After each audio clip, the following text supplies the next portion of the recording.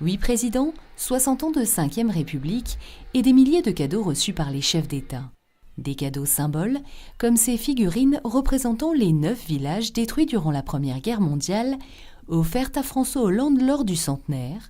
Des cadeaux plus insolites, comme son effigie des Guignols, offerte à Jacques Chirac, ce maillot de l'OM dédicacé à Emmanuel Macron, ou encore cet obus tiré lors de l'investiture de Nicolas Sarkozy. Chaque président, lorsqu'il est investi, a la chance d'avoir 21 coups de canon qui annoncent sa prise de fonction. C'est vraiment un objet assez exceptionnel. Et puis peut-être un autre objet comme cette cravate qui est destinée à prémunir le président d'une cravate qui serait de travers, puisqu'elle dispose d'une boutonnière pour qu'on puisse la fixer à sa chemise et donc avoir une cravate droite indépendamment du vent.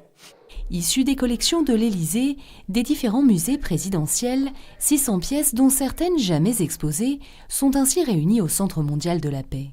Des cadeaux offerts par des chefs d'État, des anonymes des institutions, des objets aussi ayant appartenu au président de la Ve République, comme cette vaisselle de réception, ce boîtier de vote utilisé par le député Jacques Chirac ou encore ce fanion qui ornait le véhicule officiel de Georges Pompidou. Et rapprocher les institutions qui sont toutes à Paris, en province, lui offrir la possibilité de rentrer dans ces institutions, de toucher du doigt les coulisses de la Ve République, c'était vraiment le pari de cette exposition. Cette exposition plonge le visiteur sur les traces de la Ve République, dont elle dévoile les grands moments mais aussi les coulisses, comme ce blouson en cuir, modèle des pilotes américains personnalisé et offert à François Hollande lors de son premier G8 par Barack Obama.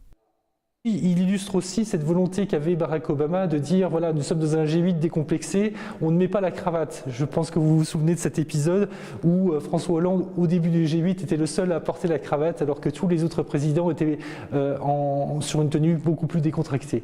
L'exposition offre aussi aux visiteurs l'opportunité de se glisser dans la peau, ou plutôt le siège d'un sénateur, à choisir avec prudence, selon sa corpulence, d'immortaliser une photo au perchoir de l'Assemblée ou encore de voter grâce à cette urne, toujours utilisée au Sénat pour des votes solennels.